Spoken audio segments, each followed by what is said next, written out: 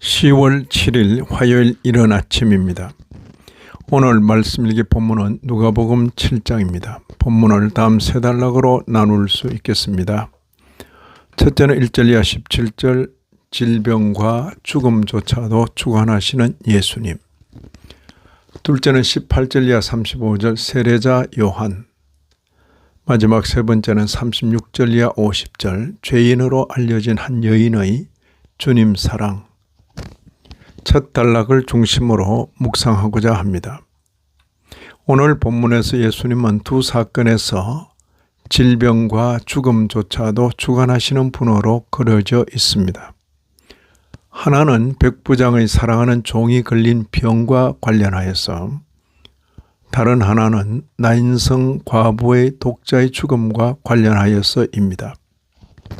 먼저 백부장의 사랑하는 종과 관련한 일을 보십시다. 2절 3절입니다.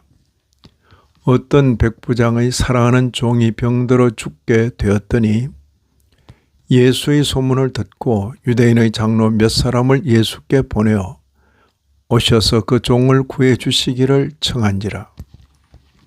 장로들이 예수께 나와 말합니다.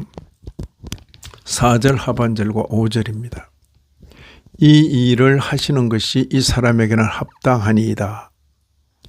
그가 우리 민족을 사랑하고 또한 우리를 위하여 회당을 지었나이다. 이 말을 듣고 예수님께서 그들과 함께 백부장의 집으로 가려고 가시던 중에 다시 전갈이 왔습니다. 6절 이하 8절입니다. 그 집이 멀지 아니하여 백부장이 벗들을 보내어 이르되 주여 수고하시지 마옵소서. 내 집에 들어오심을 나는 감당하지 못하겠나이다. 그러므로 내가 주께 나아가기도 감당하지 못할 줄을 알았나이다. 말씀만 하사 내 하인을 낫게 하소서. 나도 남의 수하에 든 사람이요 내 아래에도 병사가 있으니 이더러 가라 하면 가고 저더러 오라 하면 오고 내 종들어 이것을 하라 하면 하나이다. 이에 응하여 예수님께서 말씀하십니다. 9절 하반절에 내가 너희에게 이르노니 이스라엘 중에서도 이만한 믿음은 만나보지 못하였노라. 이 단락은 다음과 같이 맺어집니다. 10절에 보내었던 사람들이 집으로 돌아가 보매 종이 이미 나 있었더라. 첫 번째 사건은 질병이었는데 두 번째 사건은 죽음입니다. 11절 12절을 보시면 그 후에 예수께서 나인이란 성으로 가실새 많은 제자와 많은 무리가 동행하더니 성문에 가까이 이르실 때에 사람들이 한 죽은 자를 메고 나오니 이는 한 어머니의 독자요 그의 어머니는 과부라. 이를 지켜보신 예수님께서 그들을 멈추어 세우고 죽은 자를 살리셨습니다. 13절 이하 15절입니다. 주께서 과부를 보시고 불쌍히 여기사 울지 말라 하시고 가까이 가서 그 관에 손을 대시니 맨 자들이 서는지라. 예수께서 이르시되 청년아 내가 네게 말하노니 일어나라 하시매 죽었던 자가 일어나 앉고 말도 하거늘 예수께서 그를 어머니에게 주시니 놀라운 일이 일어난 것입니다. 병든 자를 고치는 일도 특이한데 죽은 자를 다시 살리다니. 이런 광경을 지켜본 사람들의 반응도 놀라운 뿐입니다. 16절입니다.